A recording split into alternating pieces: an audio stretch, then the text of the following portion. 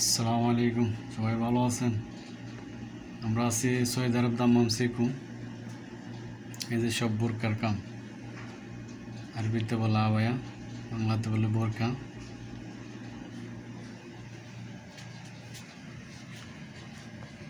এই যে সব বোরকার ডিজাইন,